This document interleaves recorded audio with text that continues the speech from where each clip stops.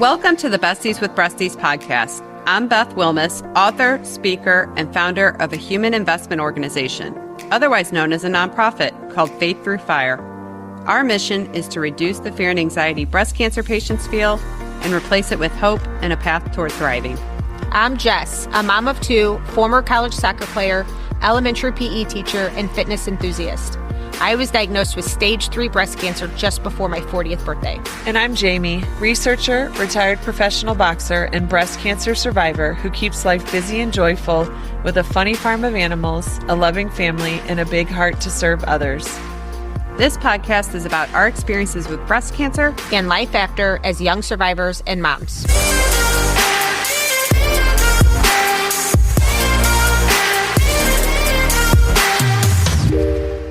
Hello, Jess. Hey, how's it going? It's going, man. It's going. All right. So today we've got another guest. I love talking to our community. It is so fun.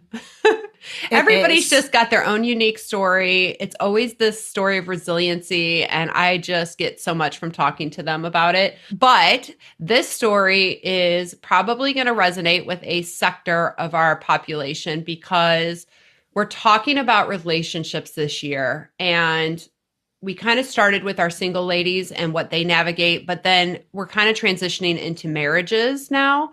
And we're going to be talking to Sarah, but as part of her story, her husband, she finds out during treatment that her husband's cheating on her. And she'll kind of fill us in on all that. But you and I were talking offline before we even got on, like how freaking hard would that be emotionally on top of a breast cancer diagnosis? I think that's like the worst blow. The worst blow. I mean, it's bad enough. Terrible. It's such a betrayal anyway. But then when you're going through treatment, and like you're at the low, you're kind of in a low spot. Right. You could be. Right. And then that life happens. is hard. I mean, what stood out to me though about Sarah was that she ended her story with, "Now I'm living my best life." And you know, that's what we want to hear, right? I know. It's like it's the hope. There's light at the end of the tunnel. Right. There's hope. Even when you're in the valley, right? So Today we're going to talk to Sarah about how she found out her husband had been unfaithful at the end of her radiation. Then we're going to talk to her about how she emotionally recovered from the betrayal and had the courage to put herself out there again. Yeah. And finally, how she found true love and is now living her best life. But before we jump into introducing you to Sarah, let's hear from our first sponsor. Are you feeling scared, overwhelmed, or lost post-treatment? Do you want to reclaim your life and thrive even better than before breast cancer? Faith Through Fire's Survivorship Bootcamp is designed for breast cancer survivors who are committed to living their fullest lives. If you're ready to leap forward, seize personal growth, and redefine your journey, this bootcamp will provide the path. You might benefit from our bootcamp if the excitement of completing treatment has worn off, leaving you feeling unsure about your future. You feel confused by your new post-cancer identity and struggle to accept your new normal. You want to enjoy life again, but feel stuck in a cycle of negative emotions. You feel disconnected from yourself, others, or God. Our bootcamp offers a structured roadmap that delves deep into 4 key areas crucial for post-cancer recovery and thriving: understanding trauma, cultivating a fighting spirit, managing anxiety and intrusive thoughts, and redefining and reshaping your identity so you can rediscover your joy and purpose in life. You can participate by visiting faiththroughfire.org/survivorship-bootcamp. Well, welcome, Sarah. Thank you so much for being with us today. Thank you. Thanks so much for having me. Okay, so you and I connected, and you had told me that treatment for you included a double mastectomy, chemo, and radiation. So like me and Jess, you pretty much did everything. Can you take us back to where you were in life at the time of your diagnosis, or what your marriage was like before everything kind of started to change? Yeah, I thought that I had a great marriage, actually. We have 2 little girls. They're now 12 and 15 when I was diagnosed back in 2020. We can do the math there. They were a little younger and more vulnerable. But I mean, I thought we had a great, happy family. My husband went to every chemo treatment with me, even. And I traveled down, I live in Evansville, Indiana, but I got a second opinion down in Birmingham, Alabama, and wound up having surgeries down there. So we did a lot of travel back and forth. My husband was always there right by my side. So you were completely in the dark about this. Like you did not see this coming at all. That's correct. Oh, Yeah. How did you guys meet? How long ago did you guys meet? We were married for 10 years together, maybe just a couple years before that. And we met, as most, loving relationships do, in a bar. Hey, that's actually very true. I think a lot of people meet their significant other in a bar. Yeah. Well, I mean, part of the reason why our relationship crumbled was he's a musician in a band. So he, met a lot of girls in bars. Oh, interesting. Okay. So you felt like you had this really deep connection. You never suspected that he would be unfaithful. How did you discover the betrayal? I mean, because it's like super traumatic to go through breast cancer, and then I can't even imagine having this compound that. Yeah. Well, I discovered the betrayal. It was at the very end of radiation.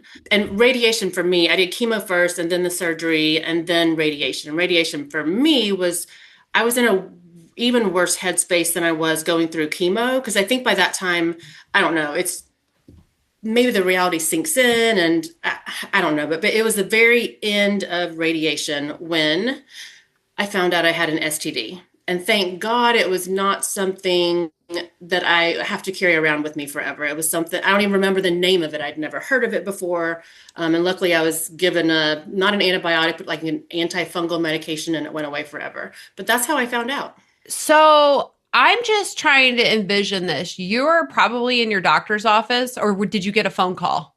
No, I was in the doctor's office. You were in the doctor's office and you hear this news. And I mean, did your brain compute right away, like how this happened? Because I think I would just be going, well, no, that's not possible. Like, yeah, that's not possible. My first thought was you certainly got my lab mixed up with somebody else. I'm going to... No. How often do you guys think this happens where a doctor has to be the first to tell a woman that they have an STD from an unfaithful partner? I bet it happens more than we think. I would agree. This wasn't the first time for my doctor either. Oh, it wasn't? No. How did she handle it? Was she compassionate? Like, how did she? Oh, yes. So compassionate. And I said, so are you telling me that I'm not in the monogamous relationship that I thought I was? Or is there any way that this could have happened by any other means? And she was like, no, I'm sorry. Oh, you're not in a monogamous relationship. Oh, and she said, I'm so sorry. So when did the rage set in? Did it set in right away, or was it real fast? Yeah. Oh my gosh. I cannot even imagine. Yeah. Like, so did you, how, because I'm just picturing myself in that scenario and trying to compose myself. I'm sure you had a million thoughts going through your mind. You're you're at the tail end of treatment, but you're at the most arduous part of the emotional journey in your eyes. And you find horrible, of course, we definitely don't feel our best, right? When we're going through this. It's not feeling real pretty. Oh my God. So how did you decide to handle it? Well, so I knew from before that he would not be honest with me. So I wanted to first do my own investigation. And so that evening, I said nothing to him about it. And when he went to sleep that night, I went through his phone and found all the evidence that I needed to confront him with it. And of course, saved it all because I knew if, he would just delete it and deny it. So I had everything I needed and confronted him. And of course, he denied it as I expected. And I kicked him out immediately. Oh my gosh. I feel like he thought that maybe I was in such a vulnerable state that I wouldn't, that he needed me. And I wouldn't be able to do that. But, you needed him. He underestimated me. He underestimated me. But he thought that you'd be so vulnerable that if you found out you would need him too much and you would just look the other way? Who knows? Who knows what he thought? Oh my gosh. So he never took accountability for his betrayal? No, that's what hurts the most. I mean, he did. He finally took accountability for like a little bitty piece of everything. And he claims that this one unfaithful event happened before I was ever diagnosed, because I think he knows that he would look like, I mean, he looks like a monster to begin with, but on top of any cheating husband does, but then on top of everything that I had been going through health-wise, he looked like a disgusting person. So I think that's part of the reason why he would never fess up as well. But now, here's my question. So, I mean, obviously, we know that this speaks more about him than it does you. But like, were you very quickly able to get to that place of this is a him problem, not a you problem? Or was there like a lot of emotional fallout? Like, were you just No, I had such rage that I knew it was a all him problem. Once things started, I filed for divorce very quickly, and we were divorced within 6 months. Yeah. Did he, I mean, you had to tell him that you had an STD. So didn't he have to go get treatment? And yet he's still denying that this is something that he did? Yeah, he went, and I couldn't believe it. My doctor thought that for sure he would test positive for this also, and he didn't. He tested negative. Oh, or so. I mean, and he showed me that. But I think because my immune system was so vulnerable, I couldn't kick it. I think, maybe some people do get this, and I wish I could remember what it was called. I don't. But I mean, some people do get it, and their immune system probably just takes care of it. Mine just couldn't. Yeah, that makes perfect sense. I mean, you're definitely more vulnerable to illness when you're going through treatment. I want to kind of talk about whether this betrayal affected your sense of safety or identity after cancer. But before we do that, you guys want to do Boobs in the News? Yes, let's do it. All right. Boobs in the News is a fun segment where we read funny tweets by real people or ridiculous news stories. Boobs in the News, Boobs in the News, Boobs in the News. Okay, so this one I think is really funny, and I don't actually know who the boob is. I mean, I think maybe I have an idea. So let me just give you the rundown. This lady from Illinois, this just happened like a couple days ago. She was online and she purchased a lottery ticket. Okay. And she thought she was buying a $2 ticket online, but she accidentally selected the $20 Magnificent Multiplier Fast Play game. Uh-oh. And so she accidentally won, didn't she? She won. Sure did. And it paid off. She got paid $250,000. Dang. That's a good mistake. Isn't that such a good mistake? Like, she thought she was buying $2 and then she bought 20 and then she got 250. Way to go. That's amazing. No, I don't know that there's a boob in that story. I mean, do you think it would be her for clicking the wrong button, but then it paid off? I don't know. My first thought about this when you said that was, this is why you step outside your comfort zone and switch it up every once in a while, right? Like, I know you're I know you're a big routine person. Yeah, like you're like, this is how I do it, and you're very consistent, and that's what I admire about you. But I also think that sometimes we just have to like take a different road. And this lady sometimes it's like about having fun, like finding something fun, different. right? Like go out on a limb, do the ticket you don't normally buy, take the trip you normally wouldn't go on. Like that was where my brain immediately went, was like, good, this lady was forced to make a different decision and it paid off. And now I wonder if that like created a new neural pathway for her. Oh, like, that's a good point. Like risk is sometimes a reward, not always scary. Yeah. I mean, can you imagine? She said that when she clicked it, she thought her computer had like crashed. And then she won? Because she won. So I would She probably thought it was like a virus or something. Yeah, I would too. Well, now here's a question. If you won $250,000, what would you do? What would be your splurge? I would pay my house off. You would? Gary and I have that conversation all the time about whether it's worth paying the house off or not. Because there's some debate. If you talk to the financial analysts, some are for it, some are against it. Yes, there definitely are. And we've talked about it too. But I think like if I got a sum of money, that would be what I would do first. You would get rid of it. And then we would go on vacation somewhere. She's going to buy a home. She's going to build a house, she said, and buy a baby grand piano. Oh, interesting. She's a retired teacher. Well, then her money be gone. Well, that's true. But her money's you can't even build a house for $250,000. No, I was just gonna say, like, her money's gone. There's no room for there's no money for the baby. I think that would bother me. Like, you have $250,000 and then it's just gone. Like, you know, because she's starting a mortgage. She's right, or is she buying it outright? No, she said I don't know. She just said she wanted to, because that's what your point is, right? Like, it's hard to find find a home for $250,000 now. I mean, I don't know where she lives in Illinois, but I can't imagine. Oh, I'll tell you what, Illinois' got some nasty taxes. You would never catch me. You would never catch me living in Illinois because their taxes suck. Oh, that was funny. Maybe the boob is the state of Illinois for all their taxes. Maybe. Let people buy homes, Illinois. There's your boobs in the news. Bibs in the news. Bibs in the news. Bibs in the news. Okay, we're back. How did this betrayal affect your sense of like safety in relationships? I imagine that when somebody is unfaithful to you, especially at a very vulnerable point in your life, like the thing that impressed me about you is like, it seemed like you were like, no. I'm not going to let this hold me back from like having a joyful life. Like, how do you not let something like that kind of derail you emotionally and ruin your sense of safety with another person? It was very hard. And I did have my guard up for quite a while. After the divorce was final, I finally got out there. I got on Bumble and Match, and I had a few dates, and that built my confidence up a little bit. But I did start dating one other person before I met my husband, who's amazing. And I had walls up, with that other person.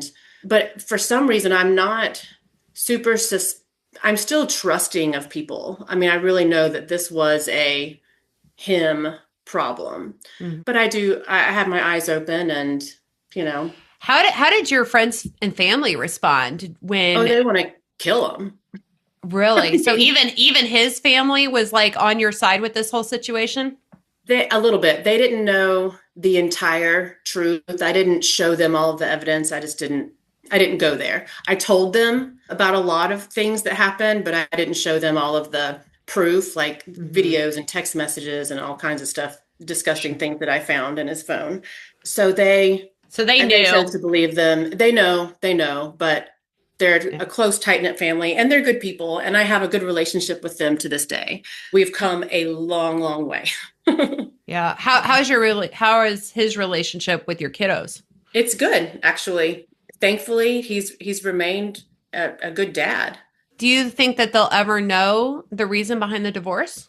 They have actually heard things from his side of the family, thankfully, not my side. So they've heard tidbits. So I think that they know, but it's not something that I've talked to them about openly. And I'm always interested to know, like from a male perspective, and of course we can't crawl inside their brain, but it's like he has daughters, right? And he wouldn't want his daughters to be treated this way by another man. Exactly. And so it's like, it's got to be upsetting as their mother to know that their primary influence in their lives made such a mistake, because that can really, fortunately, it seems like you're a very strong, independent person, and you can give them that sense of self-worth to where they don't define themselves by somebody else's bad behavior. But it just kind of makes me think about the role that fathers have with their daughters and the responsibility they have to model what a good man looks like, right? So I'm sure that part of it was part of the mourning of what happened, It wasn't what you wanted. No, not at all. Yeah, it was very, very complicated because of that reason. Just to allow my girls to be with him, was even harder because of that afterwards. But so you mentioned you got back out on the dating site. You had some good experiences to where it kind of built your confidence again. And you really didn't approach it with a suspicious mind. You're like, that was a one-off, and I'm not going to sit there and assume the worst in other people. So like, how did you meet your amazing. Partner? Yeah. Yeah. I don't think I would have been able to do that. No, but obviously I had learned a lot, and, I knew I had my eyes wide open. I'll say that going in. So were there some, like, did you have criteria in your mind? Like when you look back now at your relationship with your husband, I mean, he was in a career, right, that lent itself to a lot of admiration from other folk. Were you like, never again with musicians, or did you? Oh, definitely never again with musicians. Yeah. That was at the top of the list. Okay. That's funny. So was there anything else that you in hindsight could look back and be like, okay, yeah, maybe I could, I don't know. Did you go for somebody different the second time around? I guess I did. Yes. I went for somebody different, just more professional, somebody who's not out in the bar scene much. I definitely wanted to steer clear of that. how did he take, like when you guys started dating, how long did you wait before you disclosed that you're a breast cancer survivor? Because I think that's what a lot of our single ladies are dealing with, is dating again after the diagnosis. Yeah. And then like, how long do you wait before you tell them? And how do you tell them? I mean, how did that go for you guys? So my first date with my husband, Chris, was awesome. We met at Bonefish and talked for a really long time. And I don't think that it came up that night. I don't think that I told him. But then I had to travel a lot for work, and he also traveled for work. And so we knew we weren't going to be able to see each other. Plus, I had my girls, every other weekend. So we knew we weren't going to be able to see each other for a while, at least 3 weeks or so. So we did a lot of corresponding back and forth. And I think just during that correspondence at some point, so probably before even our second date, I had told him about that. And he was very supportive and just, say, God, I'm so sorry you went through that. And What kind of surgery did you have? a double mastectomy. Okay. And then did you opt to do reconstruction? with reconstruction? Yeah. Okay. All right. And so was that scary for you to tell him about the double mastectomy and the reconstruction? Yeah, I didn't even have nipples at the time. Yeah. So, Yeah. but I did have, you can get great tattoo nipples that stay on for a few days. And I had those, and they look so Okay. real. Ooh. So Yeah, we've seen hopefully- some great tattoo work. I mean, just with either getting the actual tattooed nipples, like now they're 3D. It's crazy Yeah. how realistic they look. Or like you said, you can get the fake tattoos that are temporary. But I think a lot of women, when they're approaching intimacy with a new partner, it's like, okay, how do I tell them? And are they going to be okay with my body? And the question always is like, I suspect that we care more than men do to some degree. Mhm. But I don't know if that was your experience with Chris or not. How did that, I'm sure it Yeah, felt very he's- vulnerable. I did feel vulnerable, but he makes me feel, he lifts me up every day. He tells me how beautiful I am. And that was wonderful to hear. I definitely would not have continued on a relationship with him if, I felt like he was kind of creeped out by that. Or, so Our last guest was the male perspective, and he was talking about how, at a certain point in life, good luck meeting somebody that hasn't had something difficult happen to them, or, yes. it just kind of like, if you have any kind of maturity at all as an adult, you've probably seen a few things. And it's like, especially when you're dating again as an adult, I don't know. I guess the sense I got from him was just everybody's got something, right, that they have in their That's past. right. And it's really just about the character of the person that you're with. And so what I'm starting to see kind of emerge as the trend here is that for men of character and real men who have integrity, Mhm. it just doesn't seem to be the issue that we worry that it is, if it's the right person. You hit the nail on the head. Yeah. That's exactly right. It sounds like you guys had a really deep connection from the start, and that kind of superseded any kind of anxiety about anything else. You're right. Yeah. So we does did. he- And I does- found him on online dating on Match.com. Okay. All Not in a right. bar. Good for you. That's so impressive. It's the modern way to date. It is. It is. I want to kind of like wrap up with what your final words are to anybody listening who's maybe in the dating scene after breast cancer, who has gone through something difficult, not only breast cancer, but maybe a betrayal like yours. But before we hear from you on that, let's hear from our second sponsor.